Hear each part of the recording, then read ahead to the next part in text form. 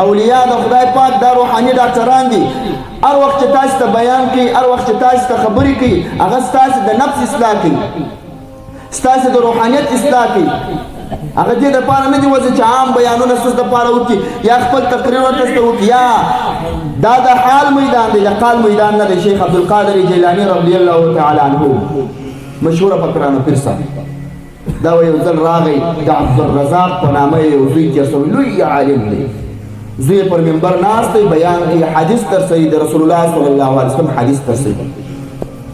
پیرانو پیر صاحب مبارک چې راغی، خپل د زوی شاګردان ته وکتل، ورته ویې ویل په ظاهري علم قال دې ښه روزلي دي، دا خلک دې د رسول الله صلی الله علیه وسلم ښه وارثان جوړ کړي دي، خو په علم حال یې هم خبر کړ.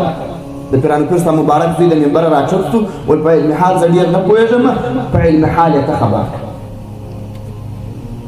پیرانو پیر صاحب مبارک چې کله منبر ته پورته سو، خلکو چې لاس پورته کوي، وقولوا لا اله الا الله محمد رسول الله. خالد هغه ووایاست په لوړ اواز کې لا اله الا الله. خالد پیرانو پیر صاحب په دغه غږ پورته کېدو سره د مجلس جنازې پورته شو، پر خلکو باندې د جذب حالات رااله، خلک د ژړا سوه. ولي شان ولشاه کشمیری رحمه الله په فیض الباری کې لیکي، وایي د اولیاءو خبره ځکه پر خلکو اثر کوي چې اولیاء هغه کسانان دي چې د رب کائنات د جانبه خبرې کوي. اوله بیا په ځان کې عملي کوي، بیا په عشق او په محبت په تا ته وایي، نو په تا کې اثر هم ځکه کوي. شان ولشاه صاحب په فیض الباری کې دا خبره په پایده را نقل کوي، فائده یې لیکلې، لاندې دا عنوان او دا عبارت لیکلی. نو د اولیاء هغه کسانان دي چې پر موږ تاسو باندې خبرې تاثیر کوي، چې هر څومره لوړ عالم تقریر وکړي چې په ما او تا کې هغه عیب وي، ما او تا عیب نه اصلاح کوو، ما او تا وایي په دا پلانکي عالم کې په ده کې خپله دا پلانکی عیب شته.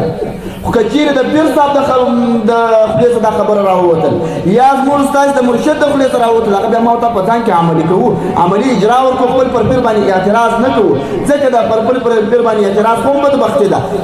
نو خبره دا ده چې اولیاء هغه کسانان چې پر تا خبره اثر کوي، ولو که بل برادر ته ووایي ته وامان شئ، بس ځان کې دا نیت وکړه، نصیحت هغه بل چاته کوي ته وامان شئ. او دا چې دا یو عمل وي، یو بل یو ته نصیحت کوي، بل ته نصیحت کوي، بل ته نصیحت کوي.